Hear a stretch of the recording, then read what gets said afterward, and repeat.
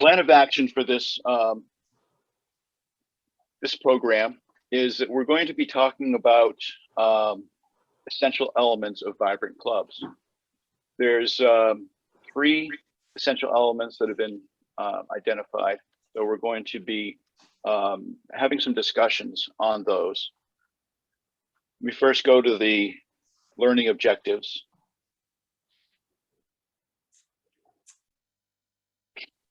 So we're going to be defining a vibrant club. We're going to be understanding how membership, brand, and Rotary Foundation form the essential elements of a vibrant club. And then how do we and how can we apply these principles in our own clubs? So later on, we're going to be doing a breakout session so that we'll have 3 different sessions that people can or will be participating in. Each one of you will be randomly assigned to either membership, brand, or Rotary Foundation. So for clarification, brand is public image. It's used interchangeably in a lot of areas, but the new wording is brand that we're applying from Rotary International. And the speakers are myself, Doreen Kelsey, and Miranda, forgot your name, Hamilton, that's it, Miranda Hamilton. So Miranda's going to be doing brand, Doreen is going to be doing the membership element, and I will be doing the foundation element. So a vibrant club is a club that focuses on 3 major elements: brand, membership, and foundation.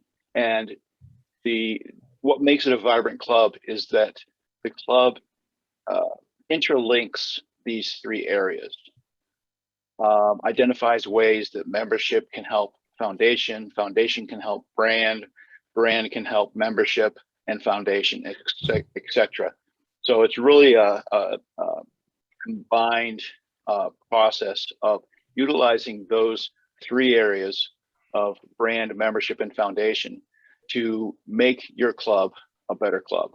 And that's where the vibrancy comes in, a vibrant, exciting, performing club. So that's one of the things that we are going to be discussing. So first, we're going to have Doreen talk about membership, and we're going to go through, do membership, then brand, then foundation. Okay. Doreen? Okay, thank you. So I'm not going to read my PowerPoint to everyone because you're able to read yourselves. And there are 3 main points that I want to drive home about how this interrelationship among membership, brand, and Rotary Foundation work in concert to, as Bill put it, create a vibrant club. First, people are attracted to success. Successful, vibrant clubs attract attention, hopefully attention from your community. So when the community sees what you're doing and who's involved, they want to be involved too. In essence, that's your brand. And then Rotary members, the ones that you have and engage and retain, the ones that you attract through your brand, they're the ones that are the primary donors to the Rotary Foundation. And the Rotary Foundation funds the projects that give you that visibility and raise your profile in the community. So do you see how that all comes full circle? And that demonstrates that interrelationship of these 3 components that work together to make your club viable and vibrant and successful.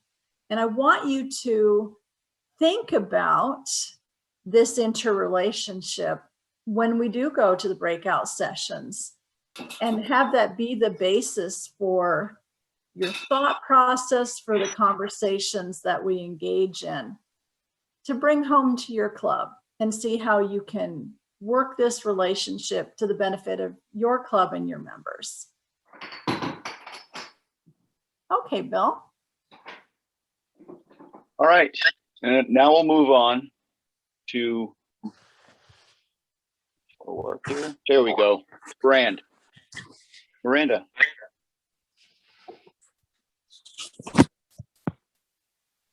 Oh, you're muted, Miranda. I'm sorry. Okay, so we all know what brand is, but basically it is how we see ourselves as a club or as an organization, and it's how the communities that we serve see us. And so it's important that we are all cohesive in what we are presenting to the community, and consistent. Traditionally, Rotarians are very humble and they don't like to brag about our projects and our services. However, in this very social media focused independent world, we need to start talking about what we're doing, using our brand, getting it in front of as many people as possible in order to continue to grow membership and grow our foundation so we can continue to do what we're doing.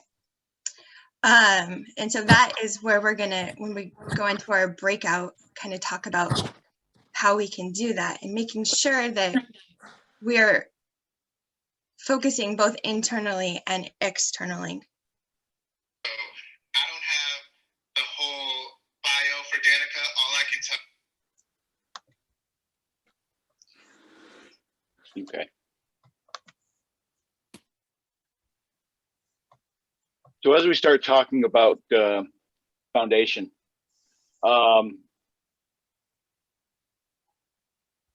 foundation has a linkage to both membership and to brand, in that one of our brands is our foundation. The foundation is how we contribute to society. The foundation is how we also utilize funds that have been contributed. Foundation is grants, so we can receive grants from the district grants as well as global grants. And this is how we utilize the money that is contributed through the foundation for the good works that are done both locally and throughout the world. You know, we talk about grants for projects such as Polio Plus. That's a major focus area for the foundation. It's a recognized element for Rotary International. This is something that we are recognized for, but the brand is also the local projects that we do. And it's also a way of attracting members and getting members engaged. So by contributing, members are providing for those grants that come back into our local areas through district grants. Also the global grants that we provide. Many of us are involved in water projects throughout the world, in other sanitation projects. In just recently, we had a district grant that was done. It was called a Pan District Grant for the Rolo Hippo. Has everybody heard of that? If you have, just raise your hand. The Rolo Hippo is basically a contribution by each of the clubs in the district to provide a means of transporting water. We have done a tremendous job at that, where we've taken contributions from the clubs and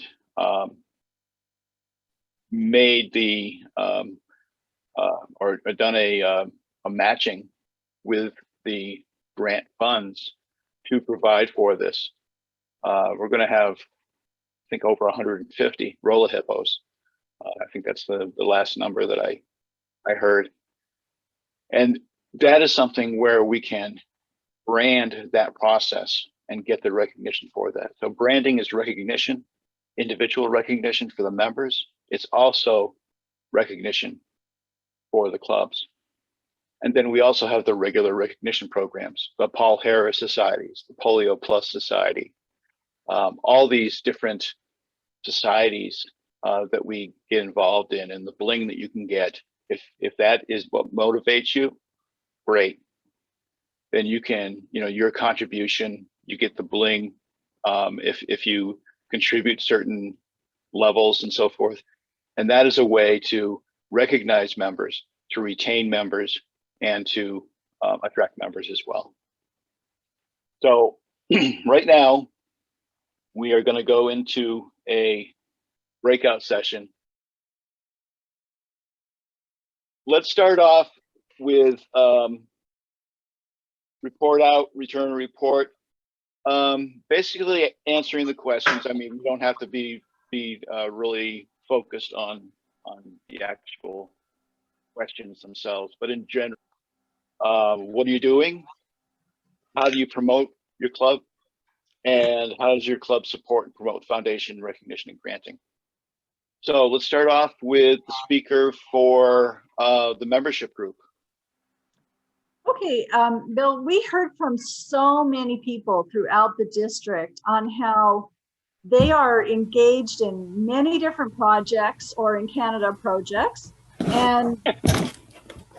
And this is keeping engagement high among the members, and it's raising Rotary's profile in the community. And there were some great questions asked about how do you, once you get these people excited about what Rotary's doing, how do you then get them to become members? So other participants shared how they offer different types of membership, and that's been very successful in their clubs. And they shared about how this level of activity creates publicity for Rotary. In some cases, they're putting, their Rotary club names on the projects that they're doing in parks and other places. And everyone also shared what attracted them to Rotary and how we can apply that in reaching out to other members. They also shared about how Rotary offers different things for different members, and younger members might have different preferences. For example, they might want to participate in a project, but not necessarily come to a meeting. And some clubs have special types of membership for that. I don't think we directly got into a lot of conversation about how that turns into support for the foundation. But I think that was an underlying theme, even though we didn't articulate it. We really got wrapped up in how do we close the deal and engage members and attract members to Rotary. And I thought there was great sharing and so many great ideas from that discussion. Okay, thank you. All right, let's move on to the brand group. I would echo what Doreen said. Our share outs, we had a diverse group from Canada and Sandpoint and Colville. So different demographics. And I think the underlying theme is attracting and retaining a younger demographic, and also a diverse skill set. So maybe not all accountants or not all attorneys. So identifying what professions or skill sets not at the table and actively recruiting them is what I understand Sandpoint's doing. And then utilizing local resources like the newspaper to promote what each club is doing, like on a monthly basis. Whether they're, I know in Coeur d'Alene, they promote Rotarian of the Month, and even what Rotary International is doing based on what the theme is for that month. And hopefully that will bring in more members, or at least some, as somebody said, call them looky-loos, and then different membership levels. So not requiring that you be a professional per se, but if you have the heart to serve, come and sit at the table. And then as far as recognizing the foundation, one thing that, and I can't remember who said it, that stood out to me was actually recognizing businesses that have been donating towards the foundation, which is quite clever. I don't know that we've done that per se. It usually just goes to an individual within our club. But, and then also matching points so people can achieve the Paul Harris faster, I think is really important, because once you get that recognition, I think it inspires you to continue to donate. So those are the things. The other thing that stood out that was my biggest takeaway, a couple of the clubs are doing business meetings, which I think is really important for sharing internally with what is Rotary doing to make sure we're all on the same page. Like, so what Rotary International is doing, what your board is doing. So it's mostly just for membership, that meeting, rather than having an outside speaker coming. I thought that was a really cool thing that a couple clubs were doing. So that was my biggest takeaways. All right. Well, thank you very much. So I was not, I don't know. Anyways, we have a different, another representative. Dino took the notes. Yeah. And she's going to report out for us. Okay. Well, one of the biggest ahas that kind of pulled our whole conversation was at the end, where we talked about how, you know, the main motivation is the story of what the foundation does. And that's more of a motivator for young people and for Rotarians at heart than the recognition. So truly, what the most effective branding really equals telling our story. And that is both telling it within our clubs. And so we talked kind of about how to motivate members who are already, you know, in the clubs to get involved in the foundation and to give regularly and significantly for whatever is significant to them, but also how the story of the foundation and what we do internationally and locally can bring new members. And sometimes it's like how to start that conversation.